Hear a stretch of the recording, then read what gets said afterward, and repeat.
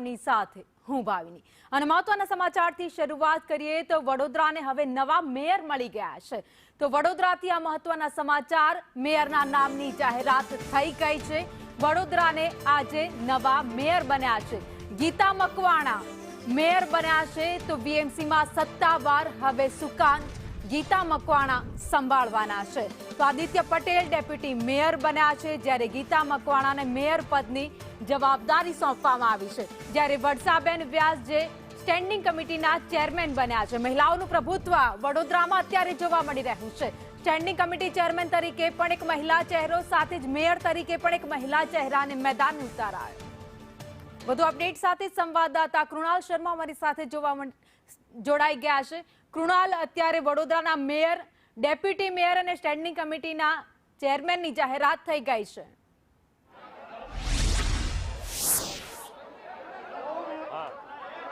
બિલકુલ, વડોદરાના મેયર તરીકે ગીતાબેન મકવાણાની અહીંયા જાહેરાત થઈ છે। તેમની સાથે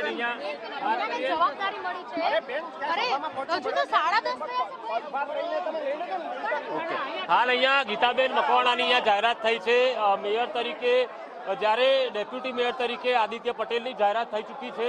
વર્ષાબેન વ્યાસ છે તે સ્થાયી સમિતિના ચેરમેન તરીકે તેમની અહીંયા નિમણૂક કરવામાં આવી છે। શાસક પક્ષના નેતા તરીકે શ્વેતાબેન માછી છે અને દંડક તરીકે વિનય ચૌહાણનું નામ અહીંયા જાહેર કરવામાં આવ્યું છે। અને જે ભાજપ જે પ્રમુખ દ્વારા નામ જાહેરાત કરાતા, હવે આજે તમામ જે અહીંયા હોદ્દેદારો છે તે હાલ અહીંયા કોર્પોરેશન ખાતે જશે અને ત્યાં જે રીતે આ સભા અહીંયા મળશે અને સભામાં જે સર્વાનુમતે હાલ અહીંયા નામ અહીંયા જાહેર થશે।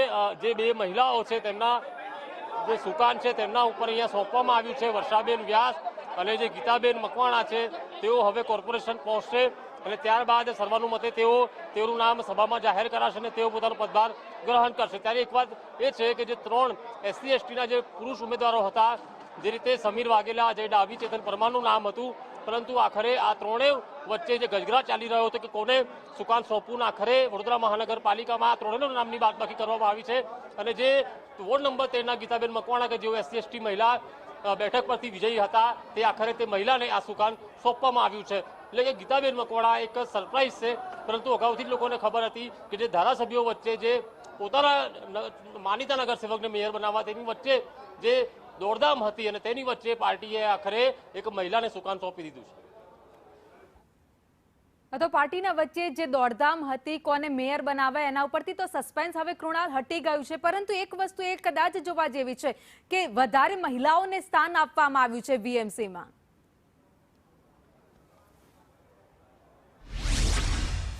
ચોક્કસથી જે રીતે વડોદરાના જે મેયર ગીતાબેન મકવાણાનું નામ તો જાહેર થયું છે, પરંતુ સ્થાયી સમિતિ ચેરમેન પદે પણ અહીંયા વર્ષાબેન વ્યાસ કે જેઓને રિપીટ કરવામાં આવ્યા હતા, જાણીતો ચહેરો છે અને એક એવા વ્યક્તિની જરૂર હતી કે જે અધિકારીઓ પર પકડ રાખે, કારણ કે છેલ્લા 2025ના વર્ષમાં 2 થી 3 વખત પૂર આવ્યા અને ત્યારે અધિકારીઓ પાસે કામ લેવું જરૂરી બન્યું હતું, જે થઈ શક્યું ન હતું। ત્યારે હવે જે વર્ષાબેન વ્યાસ છે કે જેમને સ્થાયી સમિતિના ચેરમેન બનાવ્યા છે, તેઓ અનુભવી છે, ત્યારે તેઓ શું અધિકારીઓ પાસે કામ કરાવી શકે છે?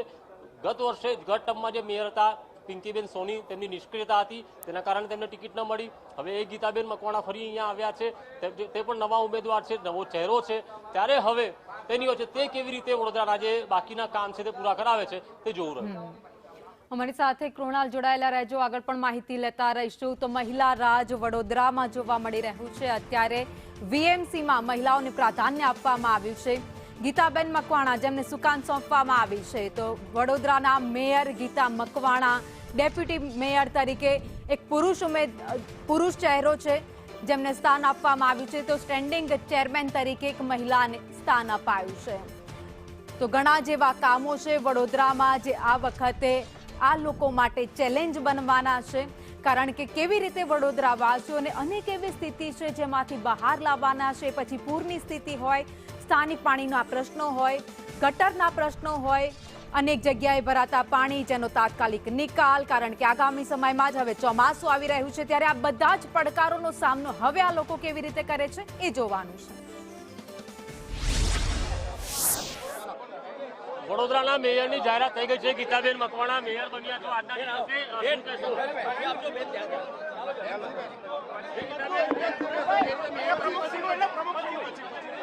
હાલ અહીંયા ગીતાબેન અહીંયા મેયર બન્યા છે। અહીંયા પ્રમુખ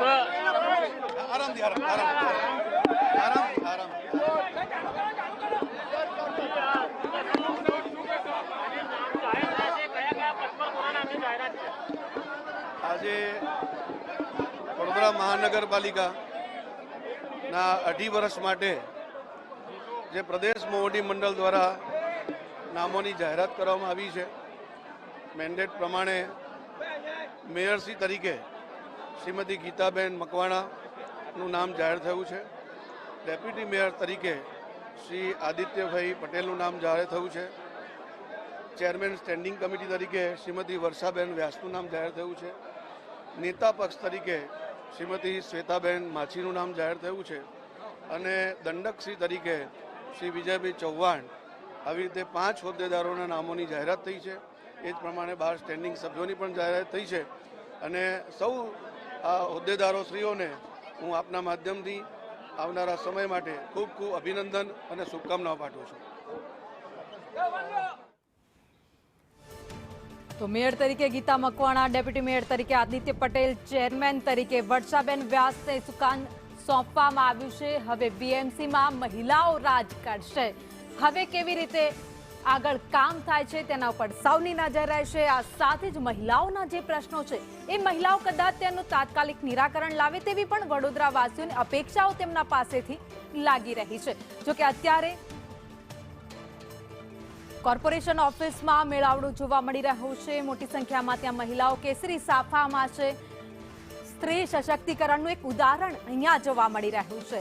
ત્યારે વડોદરા મેયર પદની જે સુકાન છે ગીતા મકવાણાને સોંપવામાં આવ્યું છે. આદિત્ય પટેલ ડેપ્યુટી મેયર બન્યા છે, જ્યારે વર્ષા વ્યાસ સ્ટેન્ડિંગ કમિટીના ચેરમેન તેમને બનાવવામાં આવ્યા છે.